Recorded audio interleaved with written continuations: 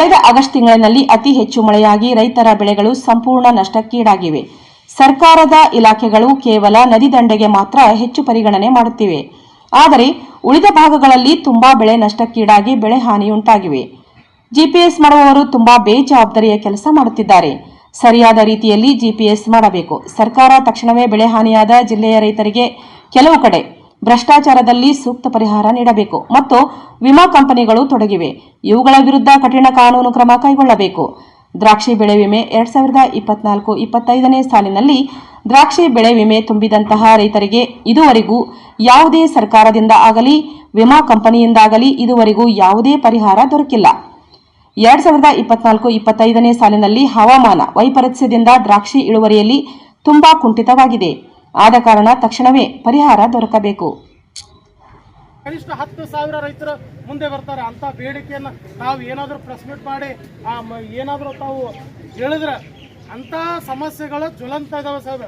30-40 ವರ್ಷದಿಂದ ರಾಜ್ಯ ಸರ್ಕಾರಕ್ಕೆ ಇದುವರೆಗೂ ನ್ಯಾಯ ಕೊಡೋಕ್ಕಾಗ್ತಿಲ್ಲ ಅಂತ ರೈತರಿಗೆ. ಆ ರೈತ ಏನು ಮಾಡಿದಾನ, ತಮ್ಮ ಇಲಾಖೆಯಿಂದನೇ ಸುಮಾರು ಲಕ್ಷಾಂತರ ರೂಪಾಯಿ ಬೆಳೆ ಅದೇ ಜಮೀನದಲ್ಲಿ ಹಾಳಾಗಿರುವಂಥದ್ದನ್ನು ಮಾನ್ಯ ತಾಲೂಕಾ ದಂಡಾಧಿಕಾರಿಗಳು ಅಧಿಕೃತವಾಗಿ ಒಂದು ಎಸ್ಟಿಮೇಟ್ ಕೊಟ್ಟರೂ ಕೂಡ ಸರ್ಕಾರ ರೈತನಿಗೆ ಪರಿಹಾರನೂ ಕೊಟ್ಟಿಲ್ಲ, ಅವನಿಗೆ ಹಾದಿನೂ ಕೊಟ್ಟಿಲ್ಲ. ದ್ರಾಕ್ಷಿ ಬೆಳೆಗಾರರಿಗೆ ಸರ್ಕಾರ ಇನ್ನೂ ತನಕನೂ ಈ ದ್ರಾಕ್ಷಿ ಬೆಳೆಗಾರರಿಗೆ ಪರಿಹಾರ ವಿಮಾ ಕಂಪನಿಗಳಿಂದ ಬಿಡುಗಡೆ ಮಾಡಿಸ್ಬೇಕು ಅನ್ನುವಂಥದ್ದು ಒಂದು ಮಾನವೀಯತೆಯನ್ನು ಇದುವರೆಗೂ ತೋರಿಸ್ತಾ ಇಲ್ಲ. ಇನ್ನು ದಾಳಿಂಬೆ ಹಾಕಿದಂತ ಬೆಳೆಗಾರರು ಇನ್ಶೂರೆನ್ಸ್ ತುಂಬಿದ್ದಾರೆ. ಅದರಲ್ಲಿ ಕೂಡ ಹವಾಮಾನ ವೈಪರೀತ್ಯದಿಂದ ಇಳುವರಿ ಕುಂಠಿತ ಆಗೈತಿ, ಬೆಳೆ ಹಾಳಾದಂಥದ್ದು ಎಲ್ಲ ಸುದ್ದಿ ಮಾಧ್ಯಮಗಳಲ್ಲಿ ರಾಜ್ಯಾದ್ಯಂತ ಪ್ರಕಟ ಆಗೈತಿ. ಇದುವರೆಗೂ ಇನ್ಶೂರೆನ್ಸ್ ಬಿಡುಗಡೆ ಆಗಿಲ್ಲ. ಸರ್ಕಾರ ಇಂಥ ಇನ್ಶೂರೆನ್ಸ್ ಕಂಪನಿಗಳ ಮೇಲೆ ಸೂಕ್ತ ನಿಗಾ ಇಡಲಿಲ್ಲ ಅಂತಂದ್ರೆ ರೈತರ ಹಣ ಸುಲಿಗೆ ಮಾಡಿ ಎಲ್ಲ ದಾಂಡಿಗೆ ಹಚ್ಚೋ ಕೆಲಸ ಮಾಡ್ತಾ ಇನ್ಶೂರೆನ್ಸ್ ಕಂಪನಿಗಳು. ಇಂಥ ಇನ್ಶೂರೆನ್ಸ್ ಕಂಪನಿಗಳ ವಿರುದ್ಧ ನಾವೆಲ್ಲ ರೈತರು ಮುಂದಿನ ದಿನಮಾನಗಳಲ್ಲಿ ತಕ್ಕ ಪಾಠ ಕಲಿಸಬೇಕಾಗ್ತದೆ.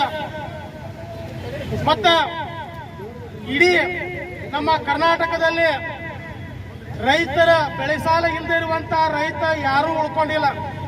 ಎಲ್ಲರ ಒಂದು RTCಯಲ್ಲಿ ಬೋಜ ಇಲ್ಲದೆ ಇರುವಂತ RTC ಯಾರೂ ಇಲ್ಲ. ಅಂತ ರೈತರಿಗೆ ರಾಷ್ಟ್ರೀಕೃತ ಬ್ಯಾಂಕ್ ಆಗಿರಬಹುದು, ಸ್ವಸಹಾಯ ಸಂಘಗಳಾಗಿರಬಹುದು, ಸಾಲ ಮನ್ನಾ ಮಾಡಲೇಬೇಕು ಸರ್ಕಾರ. ಇವತ್ತು ಗ್ಯಾರಂಟಿ ಯೋಜನೆಗಳಿಗೆ ಲಕ್ಷಾಂತರ ಕೋಟಿ ಹಣವನ್ನ ತಾವು ಮೀಸಲಿಟ್ಟು ಬಡವರಿಗಾಗಿ ನಾವು ಸೇವೆ ಸಲ್ಲಿಸ್ತಿದೀವಿ ಅಂತ ಹೇಳ್ತಿದ್ದೀರಾ. ನಮಗೆ ಅದ್ರದ್ದು ಏನು ಅಭ್ಯಂತರ ಇಲ್ಲ, ನೀವು ಮಾಡಿ, ನಿಮ್ಮ ವೋಟ್ ಬ್ಯಾಂಕ್ಗಾಗಿ ಆದ್ರೂ ಮಾಡಿ, ರೈತರ ಕಾಳಜಿಗಾಗಿ ಮಾಡ್ತಾ ಇದ್ದೀರಿ ಮಾಡಿರಿ. ಆದ್ರೆ ರೈತರ ಕಾಳಜಿಗಾಗಿ ಯಾಕೆ ನೀವು ಮಾಡ್ತಾ ಇಲ್ಲ ಅನ್ನುವಂತ ಪ್ರಶ್ನೆ ನಮ್ಮದಿದೆ. ಯಾಕೆ ರೈತರು ಯಾರು ಬಡವರಿಲ್ವಾ ರಾಜ್ಯದಲ್ಲಿ? ಎಲ್ಲರೂ ಶ್ರೀಮಂತರಿದಾರ. ಸಾಲ ಇಲ್ಲದೆ ಇರುವಂತ ರೈತರೇ ಈ ರಾಜ್ಯದಲ್ಲಿ ಯಾರೂ ಇಲ್ಲ.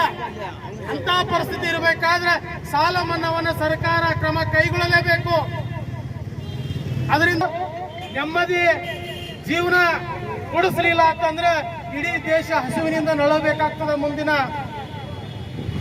ತಾವೆಲ್ಲರೂ ನೋಡ್ತಾ ಇದ್ದೀರಿ, ಸರ್ಕಾರದವರು ರಾಜ್ಯದಲ್ಲಿ ಸಾಲ ಮಾಡಿ ರೈತ ಆತ್ಮಹತ್ಯೆ ಮಾಡಿಕೊಳ್ಳುವಂತಹ ಎಷ್ಟೋ ಸಾವಿರಾರು ಪ್ರಕರಣಗಳು ಒಂದು ವರ್ಷದಲ್ಲಿ ಕಾಣಿಸ್ತಾ ಇದ್ದಾವೆ. ಅದಕ್ಕೆ ಸರ್ಕಾರ ರೈತರ ಪರವಾಗಿ ಅಂತ ಹೇಳ್ತೀರಿ. ತಾವು ಹಳೇದಾದಂತ ಅಕ್ರಮ ಸಕ್ರಮ ಯೋಜನೆಯನ್ನ ರದ್ದುಗೊಳಿಸಿದಿರಿ. ಅದನ್ನು ಕೂಡ ತಾವು ಪುನಃ ಜಾರಿಗೆ ತರಬೇಕು, ಆರಂಭಿಸಬೇಕು.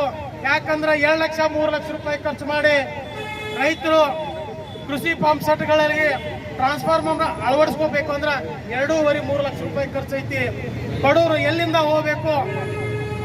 ಅದು ಯಾವುದೋ ರೈತರಿಗೆ ಅಸಾಧ್ಯವಾದ ಮಾತಾಗ್ತದೆ. ಯಾಕಂದ್ರೆ ರೈತ ಅಭಿವೃದ್ಧಿ ಕಡೆಗೆ ಸಾಗಬೇಕು ಅಂದ್ರೆ ಸರ್ಕಾರ ರೈತನ ಬೆನ್ನೆಲುಬಾಗಿ ನಿಂತ್ಕೋಬೇಕು. ರೈತ ಈ ದೇಶಕ್ಕೆ ಬೆನ್ನೆಲುಬಾಗಿ ನಿಂತ್ಕೊಳ್ತಾನೆ ಅನ್ನುವಂತ ಮಾತು ಹೇಳ್ತೀವಿ. ಕಲಿಸ್ಬೇಕು ಅನ್ನುವಂತ ನಮಗೆ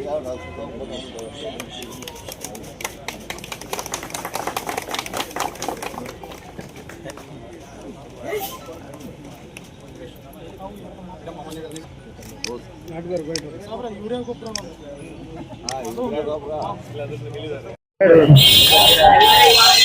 ಇಂದು ಶ್ರೀ ಸಿದ್ದೇಶ್ವರ ದೇವಸ್ಥಾನದಿಂದ ಮಾನ್ಯ ಜಿಲ್ಲಾಧಿಕಾರಿಗಳ ಕಚೇರಿಯವರೆಗೆ ಬೃಹತ್ ಪ್ರತಿಭಟನೆ ಹಮ್ಮಿಕೊಂಡಿದ್ದು, ಮಾನ್ಯ ಜಿಲ್ಲಾಧಿಕಾರಿಗಳ ಮುಖಾಂತರ ರಾಜ್ಯ ಸರ್ಕಾರ ಮತ್ತು ಕೇಂದ್ರ ಸರ್ಕಾರಕ್ಕೆ ವಿವಿಧ ಬೇಡಿಕೆಗಳು ಮತ್ತು ಸಮಸ್ಯೆಗಳನ್ನ ಗಮನಕ್ಕೆ ತರಲಾಯಿತು.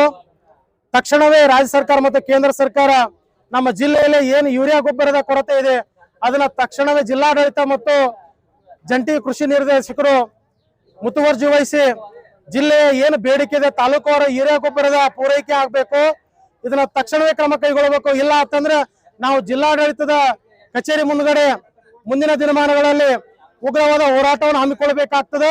ಇಲ್ಲೇ ನಾವು ಅನಿರ್ದಿಷ್ಟಾವಧಿ ಧರಣಿಯನ್ನು ಕೈಗೊಳ್ಳಬೇಕಾಗ್ತದೆ ಅನ್ನುವಂಥದ್ದು ಇವತ್ತು ನಾವು ಆಗ್ರಹ ಮಾಡ್ತಾ ಇದ್ದೇವೆ. ಮಾನ್ಯ ಜಿಲ್ಲಾಧಿಕಾರಿಗಳಿಗೆ, ಜಿಲ್ಲಾ ಅಧ್ಯಕ್ಷರು, ಉತ್ತರ ಕರ್ನಾಟಕ ರಾಜ್ಯ ರೈತ ಸಂಘ, ವಿಜಯಪುರ ಜಿಲ್ಲಾ ಸಮಿತಿ, ಶಂಕರಗೌಡ ಹಿರೇಗೌಡರು.